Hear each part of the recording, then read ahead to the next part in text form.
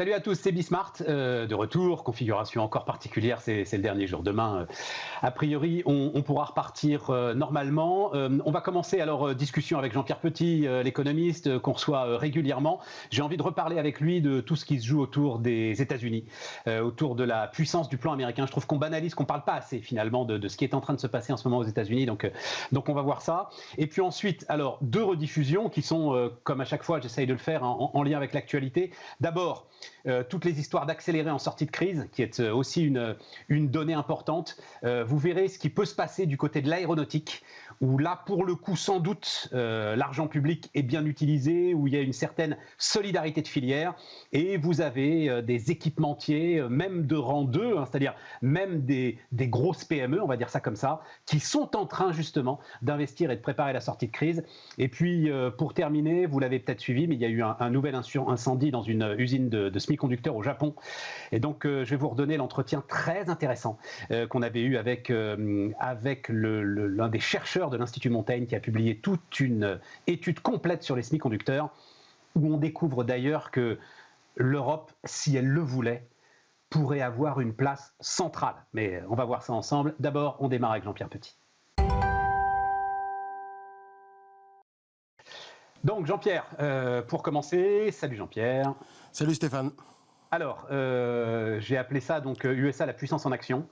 Ce que je lis et ce que j'entends partout, c'est que Biden va trop loin, trop fort, qu'il arrose le sable, que 1900 milliards, on n'en a pas besoin, et que derrière, la machine américaine va rentrer en surchauffe et dérégler le monde entier. Voilà, en gros, si tu veux, ce qu'on entend énormément autour de ce plan Biden. Donc, je voulais voir ce que tu en penses et toi. Ça, c'est les cris d'orfraie traditionnels lancés par les économistes européens. Faut pas aller trop loin. Faut surtout se modérer. On ne sait jamais. Si on crée trop d'emplois, on ne sait jamais. Si jamais le taux de chômage, au scandale, revenait vers les 3,5%, qui, comme tu le sais, allait générer forcément beaucoup d'inflation. Tu ne te rappelles pas des discours il y a 4 ans, après l'élection de Trump, en novembre 2016, on disait comment une relance budgétaire et fiscale, parce que Trump, il y a 4 ans aussi, a lancé une relance budgétaire et surtout fiscale, en plein emploi. Oh là là, ça va générer des tensions, l'inflation va exploser, les taux d'intérêt vont exploser, ça va être la cata.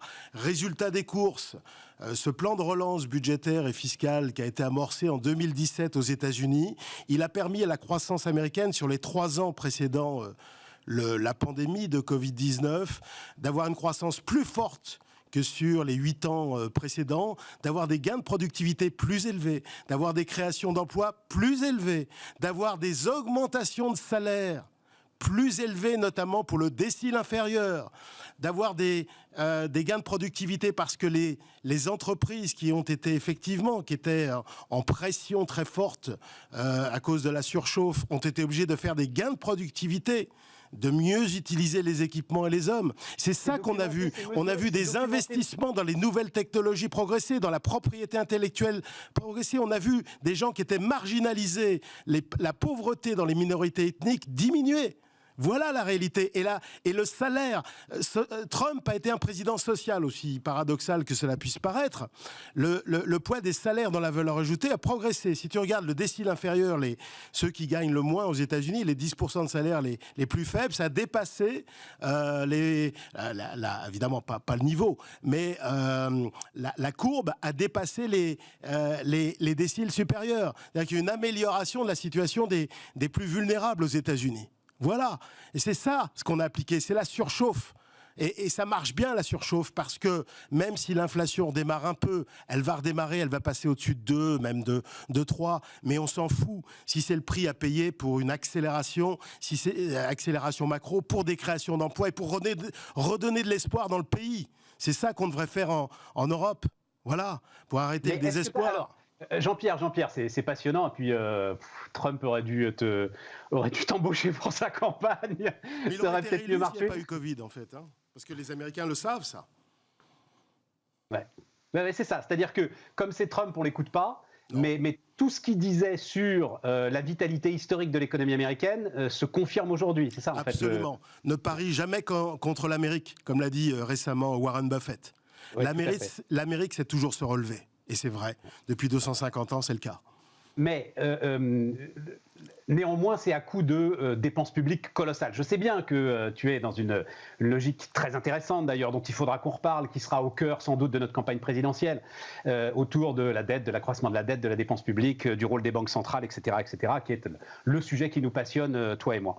Néanmoins, est-ce qu'il y avait... Tu vois, c'est ça le sujet, c'est est-ce que tu as besoin d'en faire tant pour atteindre ces résultats? Est-ce que, en gros, l'efficacité est documentée? Tout ce que tu me dis, je l'entends, mais est-ce qu'en faisant moins, finalement, tu n'aurais pas eu les mêmes résultats? C'est un peu ça le sujet. Mais non, tu as un taux de chômage. Et le calcul que font les économistes. Vas-y. Tu as un taux de chômage aux États-Unis officiellement à 6,2%. Si tu l'ajustes du taux de participation d'avant Covid-19, tu sais qu'il y a beaucoup de gens, il y a des millions de gens qui ont quitté le marché du travail à cause de Covid. Donc ils ne sont pas intégrés dans le calcul du taux de chômage. Il faut juste préciser ça. Un taux de participation, c'est les gens qui cherchent un emploi, voilà, tout simplement, et qui se considèrent finalement dans la sphère de l'emploi sans même en avoir. Voilà, exactement. C'est-à-dire ce sont des gens qui soit bossent, soit des gens qui recherchent activement un emploi, en fait, fondamentalement. Et il y a tellement de gens qui ont quitté. Il y a des millions de gens qui ont quitté le marché du travail, qui ont perdu espoir, en fait, fondamentalement. Et que tu peux retrouver, c'est-à-dire pas seulement les chômeurs, les demandeurs d'emploi actifs aujourd'hui, mais que tu pourrais potentiellement retrouver en ayant de la croissance, en particulier dans tous les secteurs qui vont fortement rebondir, tu vas voir, au cours des prochains mois. Tous les secteurs à forte proximité sociale, qui intègrent beaucoup de gens qui ne sont pas toujours très qualifiés, en particulier dans l'hôtellerie, restauration, les loisirs, les grands parcs américains, etc. Bah, tu vas les voir, retrouver de l'espoir. C'est ça. Et alors quand j'entends les cris d'orfraie des gens qui, par exemple, à la Commission européenne, ont mégoté pendant des mois en négociant avec les grands labos pour gagner 3 francs 6 sous et qui vont nous coûter des semaines et des mois de retard dans le processus de vaccination. Donc non seulement avec un coût financier réel, mais un coût humain, de sentiment, de déclassement de l'Europe fondamental, qui est bien plus important d'ailleurs que le coût proprement macroéconomique et macrofinancier. Nous sommes dans des démocraties très fragiles et je ne voudrais pas me contenter aussi ici d'avoir un discours purement macroéconomique ou macrofinancier. Ça va beaucoup plus loin. Les démocraties sont très fragiles. On a besoin de redonner de la confiance durable aux gens. Et c'est ça qui va marcher, à mon avis, beaucoup plus aux États-Unis qu'en Europe. Alors, c'est un peu compliqué parce que c'est sur 2 exercices fiscaux, mais en fait, c'est quand même sur un an. L'Amérique a lâché 25% de son PIB sur un an, à peu près, hein, c'est ça, 20-25% de son produit intérieur brut, de sa richesse.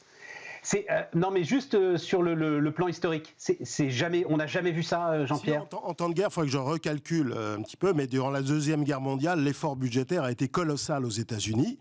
Et d'ailleurs, je ne vais pas être trop provocateur ici, mais je veux dire que ce qui a vraiment permis à l'économie américaine de sortir de la Grande Dépression, c'est l'effort de guerre américain après l'attaque de Pearl Harbor en décembre 1941. Bah oui, c'est triste parce que... Non, mais je ne crois pas que ce soit provocateur, hein, Jean-Pierre. Non, c'est la réalité. C'est admis, quoi. Oui, voilà, c'est ça. Au bout de 10 ans, après 29, le taux de chômage juste avant la Seconde Guerre mondiale était de 12% encore aux États-Unis. Alors, ils étaient loin des 26% de 1933, si tu veux, au pire moment de la Grande Dépression, mais ils n'avaient pas réussi à complètement purger les effets terribles de la Grande Dépression. Et donc là, tu vois, là encore, on a encore aujourd'hui des excès de capacité avec trop de gens en dehors du coup, en fait, fondamentalement.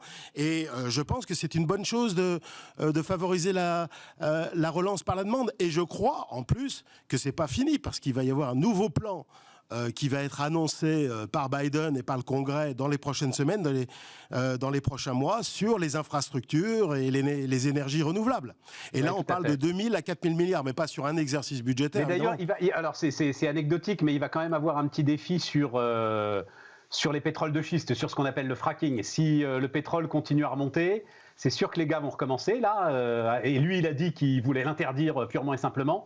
Donc là, il va avoir sur ces questions-là aussi sans doute un petit défi. Et puis, je voulais juste rappeler, tu l'as dit, sur le dernier décile, il y a en ce moment, il se passe des choses très intéressantes du côté d'Amazon, aux États-Unis, bien sûr, avec des syndicats, et notamment le puissant syndicat du retail aux États-Unis, qui veut faire son entrée chez Amazon. Amazon répond, les gars, vous êtes déjà à plus de $15 de l'heure sur... C'est-à-dire, le salaire salaire minimum que Biden renonce finalement à relever, Amazon l'a déjà fait. Donc, Oui, mais c'est pour ça que c'est un faux débat, en fait. C'est plus symbolique qu'autre chose. Parce que plus de la moitié des États fédérés aux États-Unis pratiquent un salaire minimum supérieur à 7,25 $, qui est le salaire minimum fédéral décidé en 2009.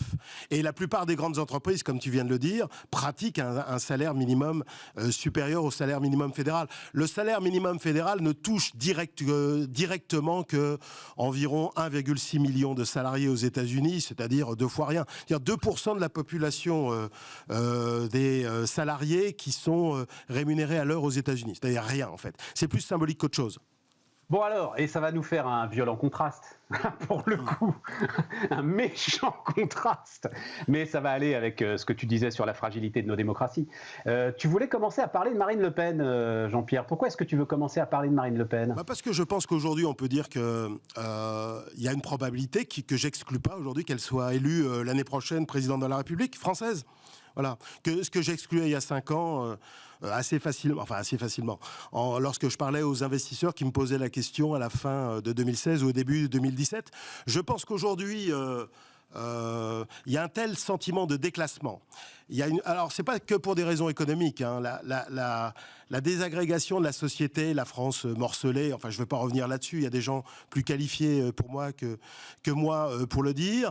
La dégradation de l'état d'insécurité en France, et pas seulement dans les zones urbaines, également dans les zones rurales.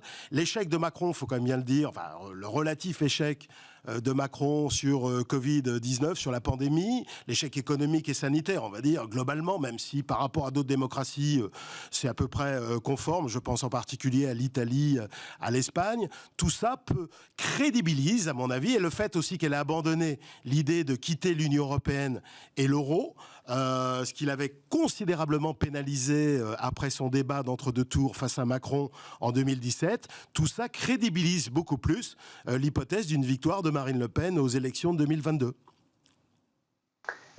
Tu penses pas, parce que, ok, on prend du retard, machin, etc. et tout, mais bon, en septembre, ça y est, bon, je pense qu'on peut tourner la page. Et là, on se retrouve. Tourner la page, on portera encore les masques, la distanciation sociale. Il y aura encore en France, hein. En France, même oui, si on. Tu seras sur des croissances de 4, 5, 6%, des trucs qu'on n'a jamais connus. Non, mais je ne crois pas que ça va tout balayer, que ça va nous entraîner. Ça va pas tout balayer.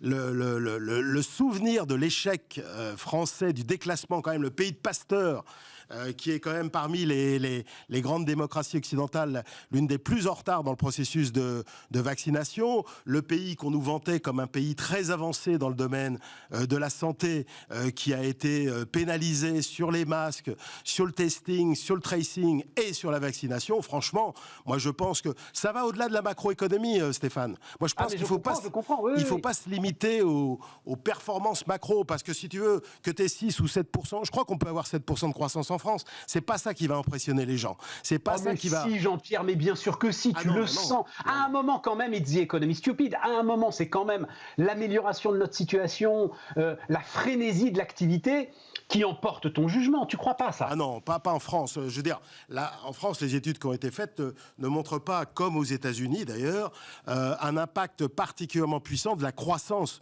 du PIB dans les 2 ans qui précèdent l'élection présidentielle. Il y a d'autres thématiques, à mon avis, qui sont beaucoup plus prégnantes et qu'on voit d'ailleurs dans les études que je lis de la part d'instituts de sondage ou d'enquêtes qui sont menées sur le motif, la motivation du vote en faveur, notamment du Rassemblement national et de Marine Le Pen. Je t'ai pas dit qu'elle serait élue parce que c'est un peu trop tôt, etc. Mais je pense qu'objectivement aujourd'hui, la probabilité qu'elle soit élue est nettement supérieure à il y a 5 ans. Alors, il se trouve que, pur hasard, hein, mais Bernard Sananès, justement, qui sonde l'opinion pour l'Institut Elab, sera avec nous jeudi soir, donc enfin avec vous, si vous êtes avec nous jeudi. Et donc, à ce moment-là, je lui poserai la question. Ça veut dire que on reprendrait ce sketch, mais ce serait quand même la 3e présidentielle où on le joue, hein, ce sketch sur la tension sur la dette française, et patati et patata. Alors justement, c'est intéressant ce que tu dis, parce que je pense que, pour une fois, il n'y aura pas de tension très forte avant. C'est-à-dire que je pense que dans la mesure où Marine Le Pen a totalement exclu toute velléité de sortie de l'Union européenne et de la zone euro, je pense qu'elle se recentre sur cette question en tout cas, et qu'elle va essayer d'attirer les éléments de droite plus traditionnels autour d'elle. Je pense qu'il n'y aura pas de tension avant. C'est plutôt après. Parce qu'après, c'est quoi? Une fois qu'elle est à l'Élysée, après, c'est pas du tout la garantie d'avoir une majorité au Parlement, à l'Assemblée nationale, et c'est le désordre. Jean-Pierre, on a le temps. On a le temps d'en reparler sur l'après. Non, mais ce que je veux dire, avant... mais là, je prends ton point que je trouve très intéressant. Oui. C'est même si à un moment, on se met à avoir des frémissements, et plus que des frémissements dans les sondages, il n'y aura pas cette tension sur la dette. Non. Parce que justement, elle n'a plus le même discours. Et ça, effectivement, et ça, c'est très important. Par contre, après, s'il y a du désordre dans la rue, est-ce que les médias seront à 99% ? Mais après, je veux dire, c'est plus après qu'il peut y avoir des tensions. Bon. C'est pas tellement avant. Raison de plus pour pas mégoter avec l'argent public et pour le déverser très très largement, Jean-Pierre. Hein ? Mais très largement n'est pas antinomique d'efficacement. La macroéconomie montre que il y a des périodes où, et je crois que nous sommes dans cette situation, où un expansionnisme budgétaire et monétaire est absolument la condition indispensable de notre redressement et de notre capacité à reprendre notre destin en main. C'est ça qui est important. N'oublie jamais que dans le vecteur principal du populisme, c'est le sentiment d'impuissance publique. On ne peut pas continuer à dire aux gens « je ne peux rien faire à cause de Bruxelles, à cause de Francfort, à cause de ceci, à cause de cela ». Voilà. Merci Jean-Pierre. Merci Jean-Pierre. Stéphane. Reste une seconde encore avec moi parce que quelques rediffusions maintenant. Et alors, pour le coup, ça va parfaitement coller avec ce qu'on était en train de se dire, c'est-à-dire cette volonté d'accélérer en sortie de crise. C'est la volonté du groupe Rafo que vous allez peut-être découvrir. Rafo est donc, je vous le disais en sommaire, un sous-traitant de l'industrie aéronautique, travaille pour Airbus et pour Dassault. Et donc, clairement, les commandes militaires permettent d'encaisser le choc de la crise dans le secteur. Mais vous allez le voir, la filière est déjà prête à rebondir. Et Rafo vient de faire 2 acquisitions ciblées pour justement renforcer son portefeuille technologique. Nicolas Orens, le patron de Rafo, était venu nous voir et c'était en janvier dernier sur Bismart.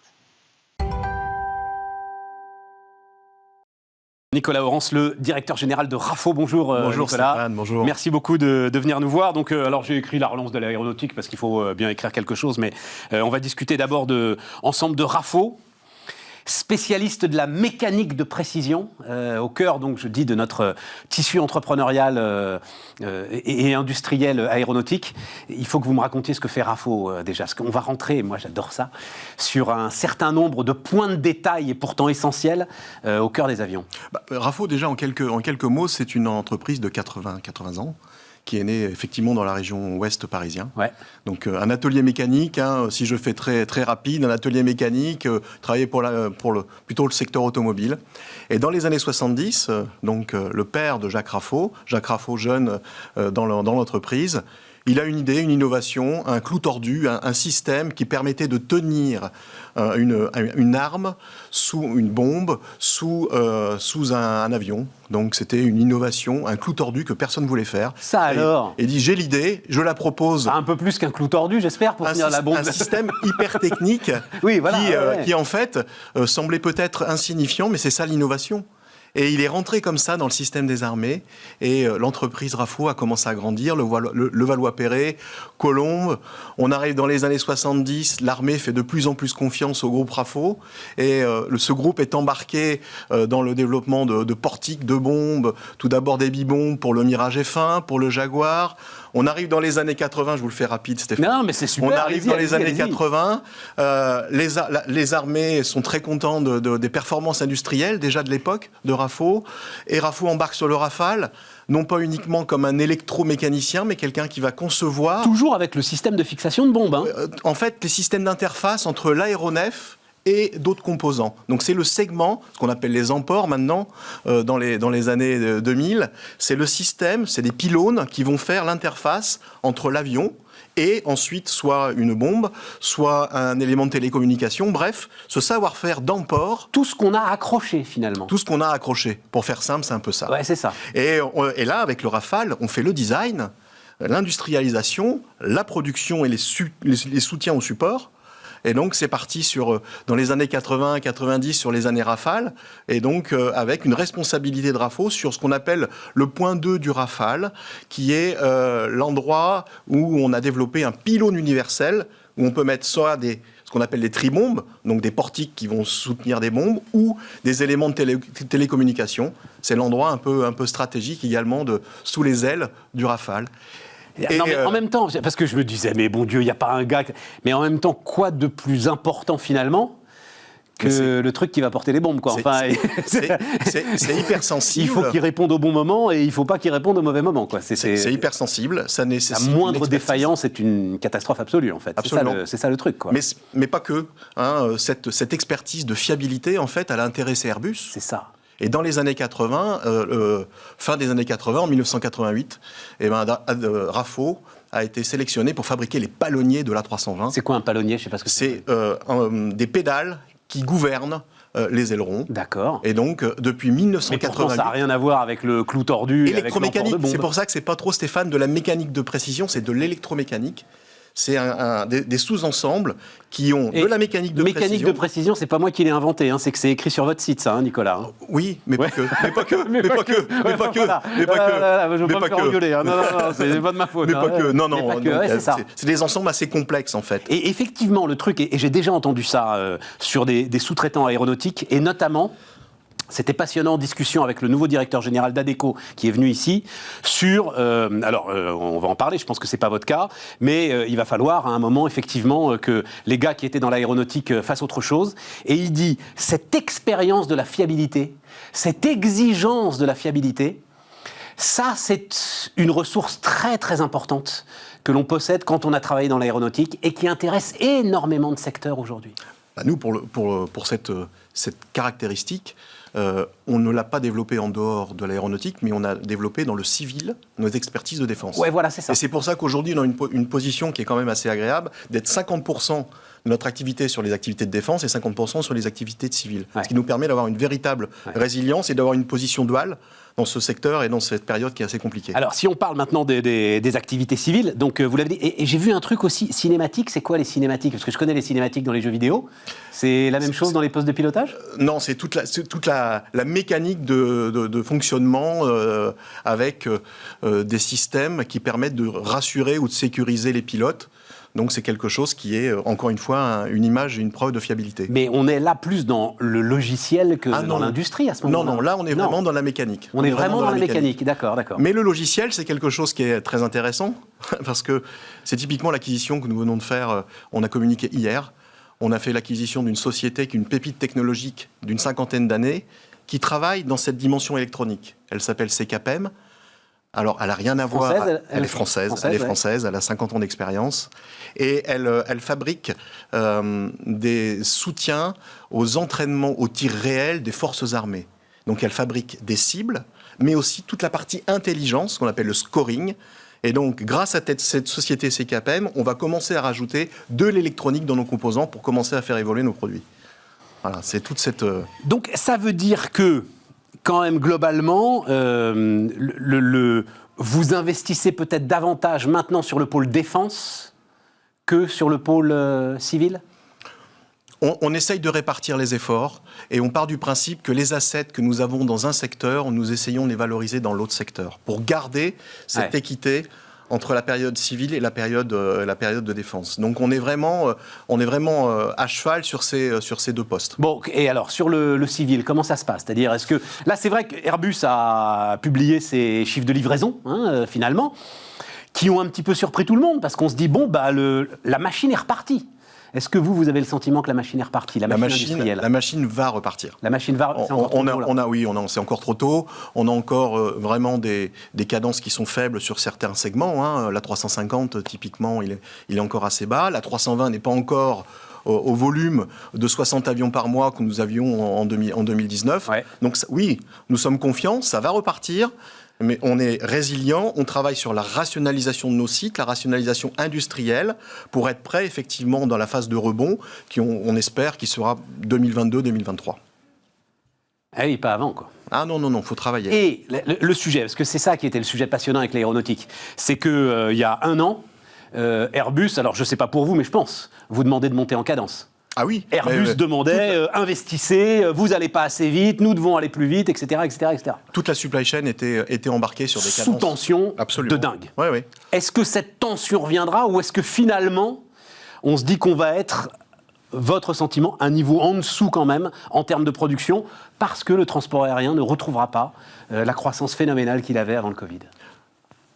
Le besoin à 20 ans est toujours le même. Ça, c'est votre conviction. Et c'est pas que la mienne, c'est celle du secteur. Non, mais ça veut dire que les compagnies aériennes seront assez solides pour continuer à vous commander le même nombre d'avions. Enfin, pas à vous, mais... En tout cas, le segment peut-être va changer, c'est-à-dire qu'on utilisera plus des monocouloirs que des bicouloirs. Ouais. Le produit va changer, donc, mais le besoin peut plus de moyens courriers que de long courrier. Voilà. Le besoin peut rester le même. En revanche, les outils de production qui étaient peut-être formatés avant la crise sont et devront être un petit peu amélioré ou évolué. Je m'explique. Typiquement, un outil de production, demain, il doit être de plus en plus versatile. Et c'est pour ça que le numérique, à l'intérieur d'un outil de production... Versatile, ça veut dire versatile. Être capable de... Agile. Agile et capable de s'adapter. On ne fera peut-être plus aujourd'hui 70 machines sur l'outil de production, mais peut-être 70 avec des outils A, des outils B, bref, une capacité à notre outil de production de s'adapter un peu plus rapidement aux besoins, un peu ce qu'on retrouve dans le domaine automobile. J'allais dire, oui. Donc c'est cette logique. Donc une base, et puis derrière, en fonction des clients, en fonction de l'évolution du dessin des avions, des éléments qui peuvent changer vite. Une révolution numérique de notre outil de production, des machines communicantes pour s'adapter aux besoins, des opérateurs connectés pour justement optimiser et anticiper, et d'être non plus dans la réaction, mais dans l'anticipation. C'est un peu le challenge qu'on est en train de faire, nous, chez RAFO, sur 3 usines de notre groupe. Donc, c'est ce qu'on appelle la fameuse industrie 4.0, ça ? Exactement, c'est ça. Nicolas. Et donc, ça veut dire des investissements ? Ça veut dire des investissements ciblés. On ne va pas forcément investir dans des gros robots, mais plutôt des cobots, des collaborative robots qui vont aider l'opérateur. Donc, on n'est pas dans une logique où on va mettre des investissements massifs en robots, mais on va mettre l'humain au cœur du dispositif et on va, je dirais, augmenter nos opérateurs, augmenter les compagnons pour qu'ils soient plus réactifs et plus agiles. Donc c'est vraiment... C'est passionnant, parce que le plus agile de tous, ça restera... Le compagnon, comme vous le dites. Ouais, voilà, l'humain. Bien sûr. C'est pas pour rien qu'on appelle les compagnons dans le secteur aéronautique. Hein. Parce que le savoir-faire... Je ne savais pas ça, c'est-à-dire compagnon. Qui est compagnon N'importe quel ouvrier sur une chaîne aéronautique est compagnon ? Normalement, il y a des qualifications, mais en tout cas, un compagnon, c'est quelqu'un qui a un vrai savoir-faire. Et on est sur des métiers, nous, qui sont des métiers de soudure, des métiers de chaudronnerie, des métiers d'usinage, des métiers d'assemblage. Et donc, il y a beaucoup de documents, beaucoup de spécifications, mais il y a quand même l'expertise des opérateurs qui fait la différence. C'est ça. Et donc, dans la versatilité, justement, dans l'adaptation des moyens, c'est ce savoir-faire humain qui sera cœur dans la révolution industrielle 4.0. Super intéressant. Super. Et alors, donc, vous avez prononcé le mot. C'est vrai que, cobot, c'est-à-dire, c'est l'élément aujourd'hui qui intéresse énormément les industriels, dont j'entends beaucoup parler. C'est-à-dire, oui, effectivement, il y a les grands ateliers robotisés qui construisent des voitures. Là, on est tous d'accord, il n'y a aucun problème avec ça. Mais il y a aussi, effectivement... Le collaborative robot. Cet homme augmenté... Absolument. Ce qui était impossible il y a encore peu de temps, c'est-à-dire qu'il faut... Alors, je parle vraiment sous votre contrôle, mais il y a encore peu de temps, quand vous aviez un robot dans une usine, globalement, il ne fallait pas que l'homme approche, parce que, en fait, le robot n'était pas fait pour travailler avec un homme, et que ça pouvait être même dangereux, vous envoyer dans des usines avec des grillages autour, etc. Et c'est tout ça qui est en train de changer aujourd'hui, avec un robot beaucoup plus intelligent, souple, connaissant l'humain à côté de lui. Enfin, c'est assez extraordinaire. Hein. Et il fait les tâches de faible valeur ajoutée. C'est ça. Moi, j'ai 2 cobots, on a 2 cobots dans notre usine de Solier, Liès, où on a une activité de fixation par matrissage, où là, les opérateurs sont maintenant très satisfaits, parce que c'était un peu reluctif d'avoir un robot ou un cobot à l'intérieur d'une usine. Ouais. Maintenant, on voit bien que c'est quelqu'un, ou c'est une machine qui va aider l'opérateur à être plus efficace, à travailler, à optimiser les accidentologies, en tout cas les problèmes qu'on peut avoir dans une usine. Donc c'est vraiment, maintenant, c'est vraiment main dans la main, quoi. 400 salariés, c'est ça Oui, 400. 400 salariés, ouais. Et a priori, il n'y a pas de raison de se séparer d'un certain nombre de ces salariés. Vous tenez le choc, j'imagine un petit peu de chômage partiel. C'est ça, on PGE pour la Trésor. PGE pour la Trésor, ouais, voilà, effectivement. Ouais. On a des usines qui sont, pour certaines, 100% dédiées aux civils. Donc là, c'est très compliqué. Ouais. Et là, on travaille main dans la main avec nos clients, typiquement Airbus et Safran et Dassault, pour optimiser tout ça. On essaye de réinternaliser de la prod sans pour autant fragiliser notre supply chain. Que ça ne sert à rien de réintégrer. Donc on essaye d'être assez vigilant et agile et on ouvre toutes les pistes de soutien. Typiquement, on veut s'impliquer et on s'implique dans le cadre du plan de relance où on a été financé pour moderniser notre architecture digitale. Donc, ouais. On a été lauréat du plan de modernisation. On s'implique dans le CORAC. Ça veut dire que ça marche alors, par exemple ? Et bien sûr que ça marche. Bien sûr que ça marche. En fait, il suffit... Et l'argent, vous l'avez déjà ? Il est déjà décaissé ? Pas encore. Pas encore quand même. Pas encore, mais enfin, les accords sont donnés. Voilà. C'est un soutien qui est monumental pour justement, dans cette période 2021-2023, que la supply chain se transforme, devienne plus robuste et se prépare aux nouveaux enjeux. Donc, ça marche. Mais il faut avoir une stratégie claire, il faut savoir où on veut aller, donner le cap et le sens à nos opérateurs, avoir des actionnaires qui nous font confiance, et c'est le cas chez Rafo, on a des actionnaires... familiaux, enfin... qui étaient familiaux pendant 78 ans, mais là, maintenant, ce sont des partenaires financiers avec le groupe HLD, fondé en 2010 par Jean-Bernard Lafonta, qui est un vrai entrepreneur et qui nous fait confiance. Il a 55% chez nous. ACE Management à 15%. Vous connaissez Marwan, il nous suit. Alors Marwan, parce qu'on n'est pas intime non plus, c'est Marwan Laoud, alors directeur de la stratégie d'abord de ADS puis d'Airbus pendant de très nombreuses années et qui maintenant effectivement pilote ce fonds d'investissement sous l'étendard de Tikeo. Le nom m'échappe, voilà, Tikeo Capital. Absolument. Absolument. Donc les actionnaires nous font confiance, on donne le cap et le sens à nos opérateurs et on se prépare à la transformation. Avec toute une filière. Avec toute une filière. Avec toute une filière. C'est un modèle industriel, hein. Et puis c'est une référence mondiale. Oui, voilà. Non, mais... Nous sommes un des rares pays à avoir la chance de fabriquer un avion de A à Z, hein, avec les États-Unis. Avec les États-Unis, il n'y en a pas d'autres aujourd'hui ? En France, en tout cas, on a Airbus, on a les motoristes Safran, on a les avionniciens, a la supply chain. On a une supply chain complète. Et c'est une vraie force, hein, quand on regarde nos autres pays... collègues européens. Nicolas, j'ai un petit truc en plus que je voulais ajouter. Donc, vous avez fait une grande partie de votre carrière chez Daher. Pendant 20 ans, oui. Qui viendra nous voir d'ailleurs bientôt. Là, eux, justement, ils ont des problèmes de quiet period et tout pour leurs résultats, mais ensuite, ils viendront nous voir. Alors, eux, ils sont quasiment 100% civils, Daher. Donc, la situation est quand même plus complexe. Vous avez décidé, c'était avant le confinement, hein, d'aller diriger Rafo. Absolument. Alors que, bon, vous étiez cadre dirigeant chez Daher. Je crois que vous aviez monté un pôle de compétitivité, même, j'avais vu ça dans l'ouest de la France. Président du pôle MC2 pendant 7 ans, oui. Alors, mais là aussi, pas vraiment dans l'arc, parce que c'est vrai qu'on dessine souvent l'arc aéronautique de Bordeaux à Toulouse, et vous, c'était plutôt dans la région de Nantes, c'est ça, je me gourre pas. Mais Nantes, c'est là où naissent tous les Airbus. Les questions centrales de voilure de toute la famille Airbus depuis 1968, ils sont faits à Nantes. C'est ça.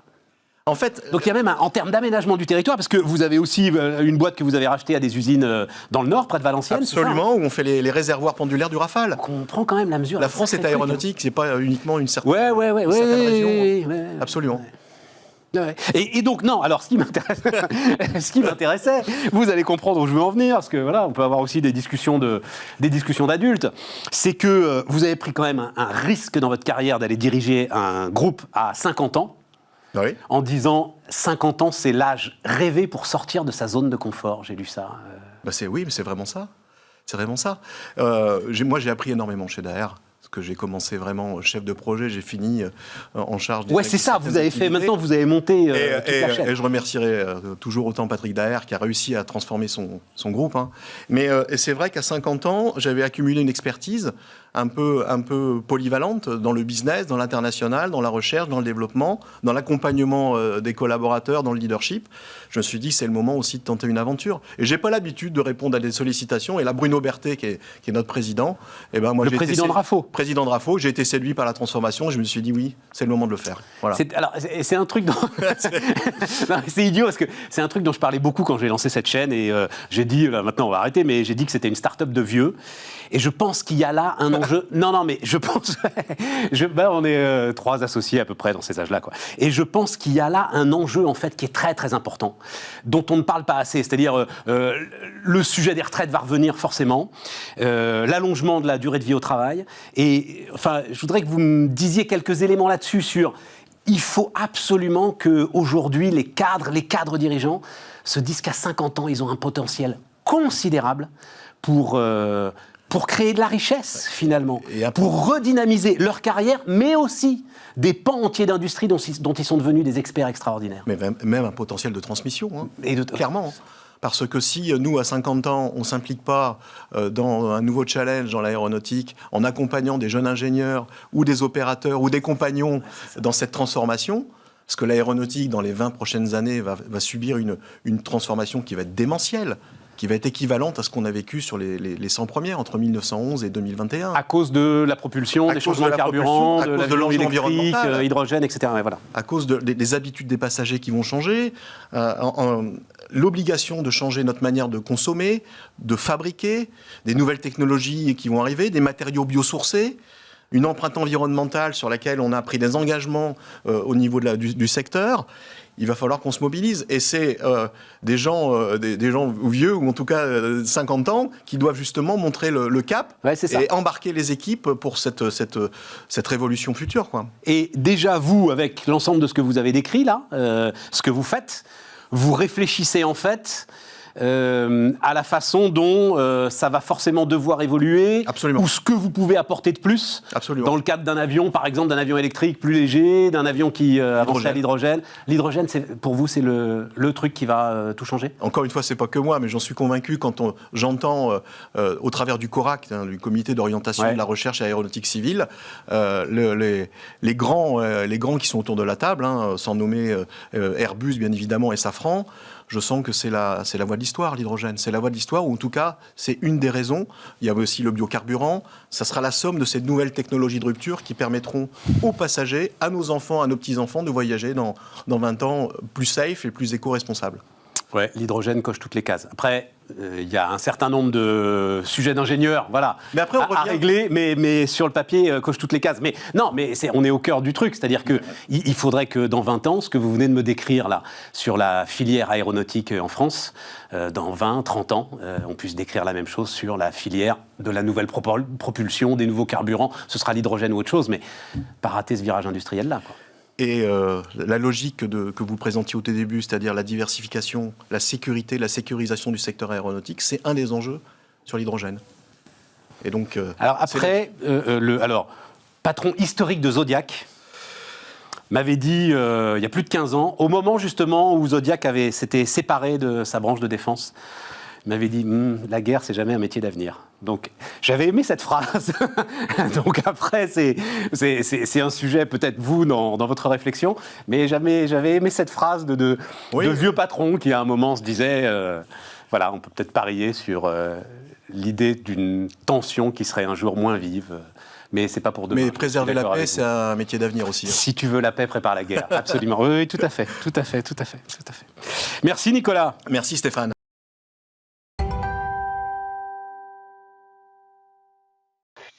Voilà donc pour Rafo et pour Nicolas Orance. Et maintenant, on va parler des semi-conducteurs. Vous l'avez peut-être suivi, il y a eu un nouveau coup dur pour l'industrie des semi-conducteurs. C'est le japonais Renesas Electronics, qui est un gros fournisseur d'ailleurs de l'industrie automobile, qui a été victime d'un incendie dans le nord du Japon, ce qui va encore aggraver les pénuries dans le secteur. Il se trouve qu'on faisait un point complet là-dessus il y a un mois avec un chercheur de l'Institut Montaigne, Mathieu Duchâtel. Et donc, vous allez voir, alors vous allez découvrir un certain nombre d'acronymes inconnus, sauf si vous êtes dans le secteur, et qui sont pourtant les clés de l'économie 2021, voilà, on va le dire comme ça. Et surtout, vous allez comprendre, comme moi je l'ai compris, que si elle le voulait, l'Europe pourrait tout à fait avoir une place centrale autour de cette industrie des semi-conducteurs. Voilà, Mathieu Duchâtel, donc, c'était le mois dernier sur Bismart.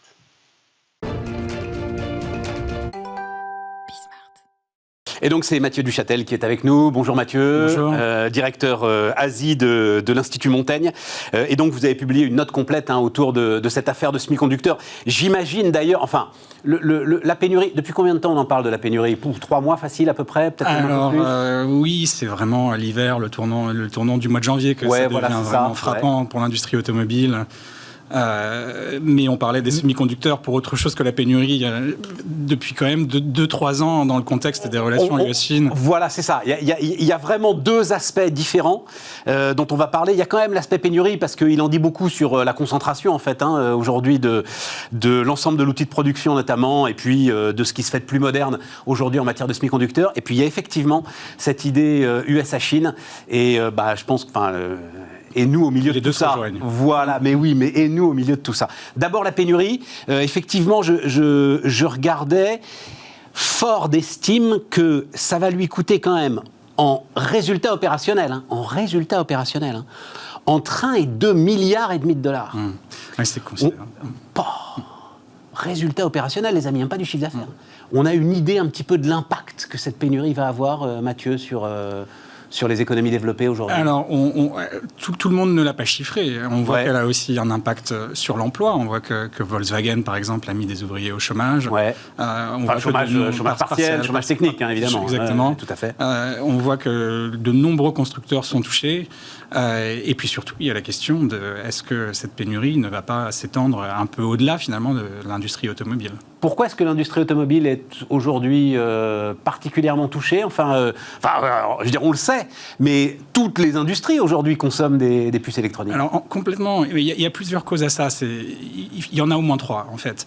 D'abord, ça nous ramène quand même au contexte US-Chine et aux sanctions américaines, enfin aux restrictions américaines sur les acquisitions par Huawei et par les entreprises d'affiliés de Huawei de technologies semi-conducteurs. Ça nous ramène à mai 2019. C'est la première salve qui est tirée par l'administration Trump.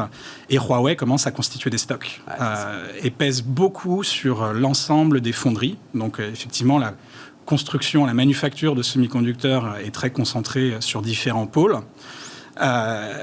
Et donc, on a l'effet stock Huawei qui s'accroît beaucoup pendant l'année 2020, au moment où les restrictions américaines deviennent plus serrées.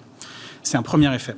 Le deuxième effet, c'est vraiment la crise Covid-19 et le fait que, d'abord, on a le tout numérique, le pur numérique, qui consomme énormément de semi-conducteurs et comme en général, on est dans une situation où la production de semi-conducteurs est insuffisante pour faire face à la demande. C'est déjà le cas de manière générale.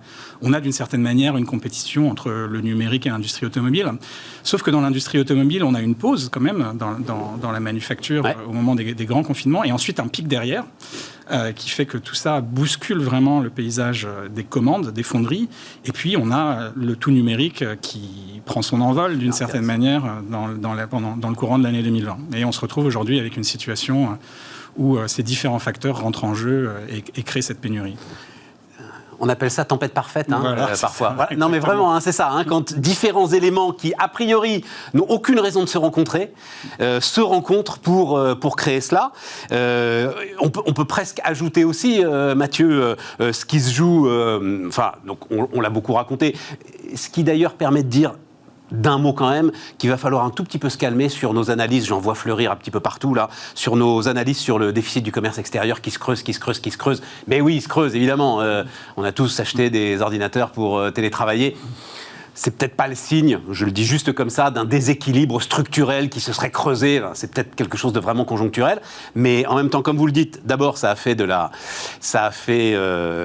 fallu approvisionner l'ensemble de ceux qui fabriquaient ces micro-ordinateurs, l'ensemble de ces produits électroniques, et puis il a fallu les acheminer. Et donc, la pénurie de containers, la pénurie, tout ce qui tourne, tout ce qu'on voit partout autour du trafic maritime, etc. Enfin voilà, tout ça, c'est conjugué. Bloomberg dit, il y a juste un chiffre, Bloomberg dit coût total supérieur à 60 milliards de dollars sur cette pénurie. On va aller sur la guerre sino-américaine. Juste, vous avez, Mathieu, une idée de combien de temps ça va prendre aujourd'hui? On lit qu'on n'est pas au bout, que ça pourrait encore durer un bon trimestre. Est-ce que vous avez des éléments là-dessus? Les quelques sources que j'ai eues sur le sujet disent que à la fin de l'année 2020, on ne sera pas encore complètement... De l'année 2021, fin de l'année 2021, tout le monde n'aura pas assuré ses approvisionnements. Il y aura encore de la tension. Guerre sino-américaine. C'est quoi le sujet? Le sujet, c'est que la Chine n'y est pas, en fait, sur ce sujet, Mathieu. C'est ça, la Chine est en retard. Sur les semi-conducteurs, oui, le sujet, c'est que les semi-conducteurs ont été vraiment identifiés par l'administration Trump comme une vulnérabilité chinoise. Et c'est la vérité. Et c'est la vérité malgré le fait que la Chine est l'un des 6 pôles, on va dire, mondiaux de production de semi-conducteurs.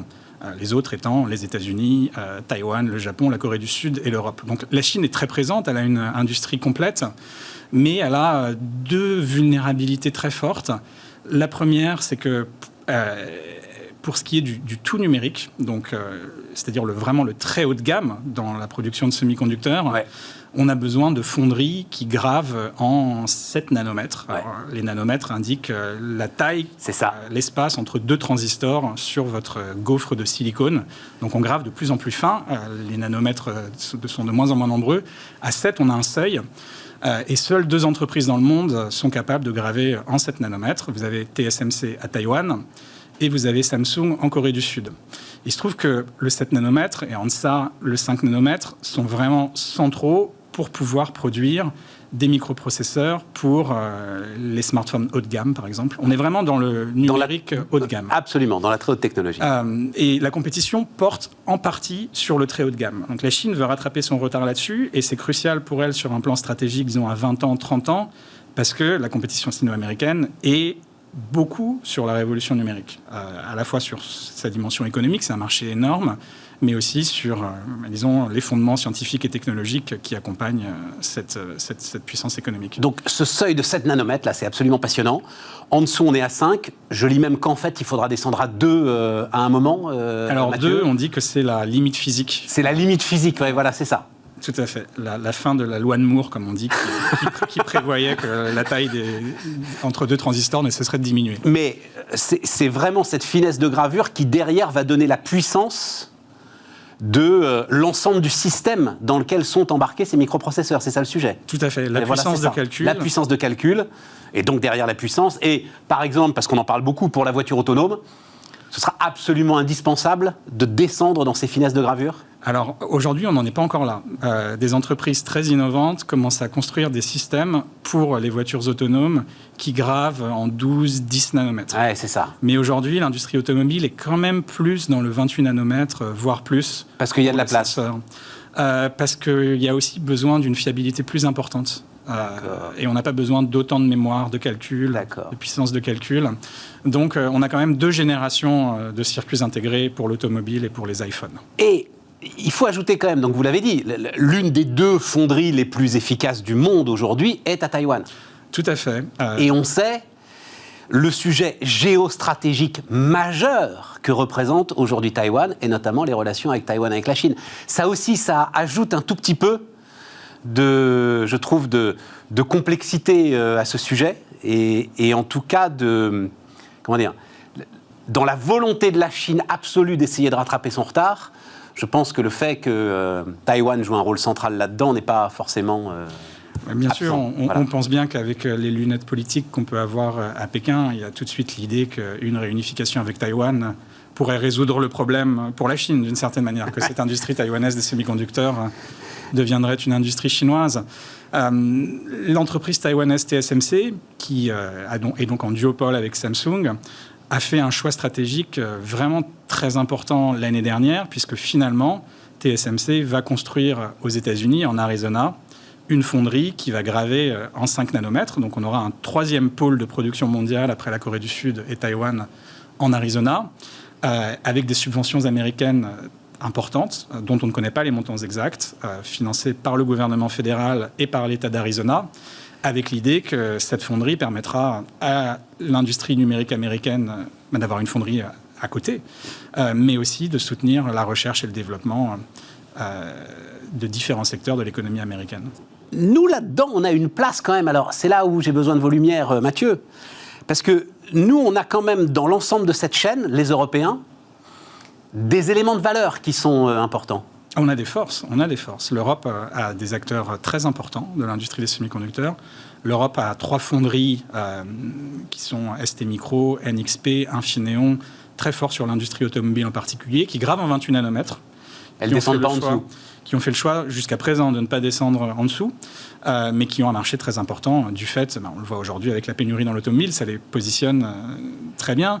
Et puis l'Europe a aussi un monopole, ça on le dit peu, de la lithographie extrême ultraviolet. Alors derrière le terme un peu barbare, il y a l'idée qu'on a besoin de machines qui gravent ces circuits intégrés en 7 nanomètres. Donc l'entreprise ASML aux Pays-Bas fournit toutes les machines dont Samsung et TSMC ont besoin pour réaliser leurs prouesses techniques.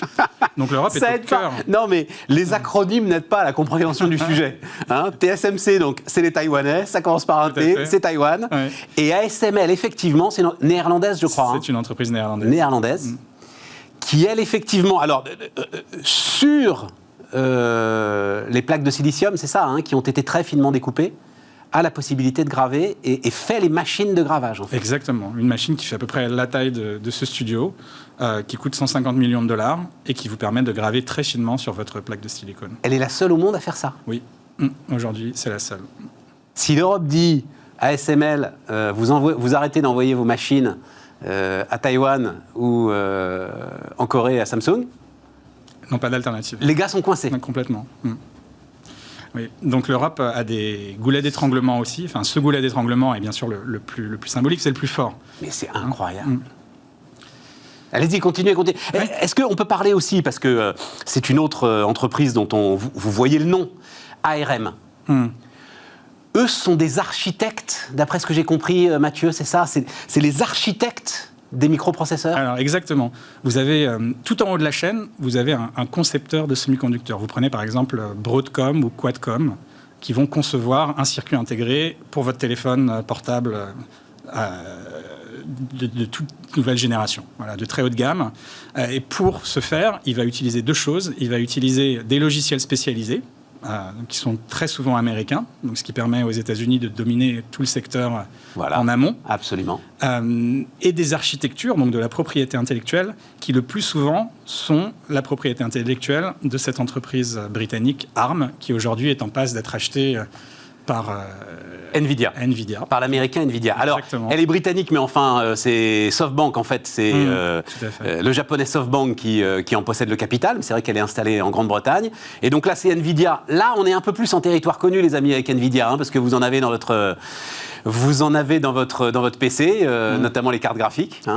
Et donc, c'est Nvidia qui est en fait dans l'ombre, est en train de devenir une des entreprises les plus puissantes du monde. Est-ce qu'on peut le dire comme ça, Mathieu? Alors, surtout avec l'acquisition de ARM, là, on serait dans une position vraiment très, très forte par rapport à ses concurrents. Oui. Et notamment sur toute l'intelligence. On a parlé de l'industrie et des fonderies, mais Nvidia est plus sur l'intelligence des conceptions de l'ensemble de ces circuits, c'est ça? Exactement. Et moi, il faut vraiment concevoir ça comme l'architecture d'un circuit intégré. C'est ça. Tout à fait. Et tout le monde en a besoin. Tout le monde a besoin des logiciels de conception pour concevoir ces nouveaux semi-conducteurs. Si vous êtes Apple, si vous êtes Samsung, vous avez besoin de ces logiciels. Mais ces logiciels utilisent des architectures spéciales. TSMC, ARM, ASML, voilà des entreprises qu'on ne connaît pratiquement pas et qui sont aussi importantes aujourd'hui que Amazon, Facebook, Google. Voilà. C'est ça qui est absolument passionnant quand même. Bon alors, nous on a lancé, là encore un acronyme, pardon, Bismart est faite pour ça, je ne savais même pas que ça existait. Alors, projet important d'intérêt européen commun. France, Allemagne, Italie, Espagne, Pologne, c'est ça, Mathieu? Alors c'est pour le premier, ça. C'est pour le premier? Oui. On parle aujourd'hui d'un nouveau. D'accord, mais enfin, restons déjà sur ce projet important d'intérêt européen commun. Ça veut dire quoi? Ça veut dire qu'on peut subventionner à fond l'ensemble de la recherche. Voilà. Exactement. Alors, c'est un instrument de l'Union européenne. Ouais. Donc, ça fonctionne par des choix de projets. Donc, ça fonctionne par coalition d'États. Le premier projet important d'intérêt commun européen sur la microélectronique date de 2018. Il a financé une quarantaine de projets. Alors, pensez véritablement à STMicro, qui s'allie avec une entreprise allemande, ça doit être binational, transnational, européen, pour une activité précise.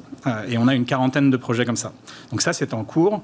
On parle aujourd'hui d'un nouveau projet de ce type qui permettrait à l'Europe, alors c'est ça que les 18 ministres des télécommunications de l'Union européenne, enfin de 18 États membres, ont lancé à la fin de l'année dernière, c'est l'idée qu'un nouveau projet important d'intérêt commun pourrait permettre à l'Europe un nouveau financement beaucoup plus important de son industrie microélectronique et peut-être, alors c'est l'idée qui flotte un peu en ce moment, la construction sur leur sol européen d'une fonderie très avancée pour franchir le seuil des 7 nanomètres. On en est encore aujourd'hui à l'état de réflexion.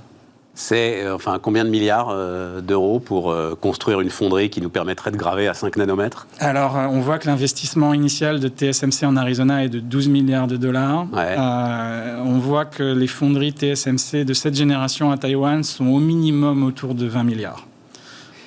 Et c'est juste une question d'argent où TSMC Samsung ont aujourd'hui des brevets, des procédés, une propriété intellectuelle qui fait que même si on voulait, même si on mobilisait tous les fonds possibles, on ne pourrait pas les rattraper.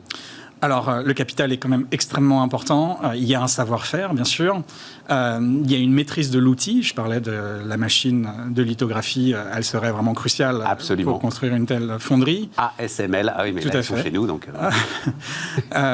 il y a bien sûr, disons, un seuil quand même de 7 nanomètres qui est difficile à franchir sur le plan de la maîtrise de l'outil industriel et du process. Ouais, je lisais récemment, mais je crois qu'il va venir nous voir d'ailleurs. Alors le patron de Soitec, STMicro est évidemment le géant, mais c'est vrai que dans cette vallée de Grenoble, il y a tout un écosystème. Il y a notamment Soitec, qui est une entreprise de taille intermédiaire, et il disait très franchement, on n'y est pas du tout. Voilà, pas du tout pour essayer effectivement d'aller en dessous des 7, aller à 5, etc. Bon, ah oui, encore un mot. Cette histoire de terres rares. Oui. Alors les terres rares rentrent dans la fabrication des semi-conducteurs. On dit que ça donnerait à la Chine un avantage dans ce jeu un petit peu de rapport de force. Je coupe l'accès si vous nous coupez l'accès. On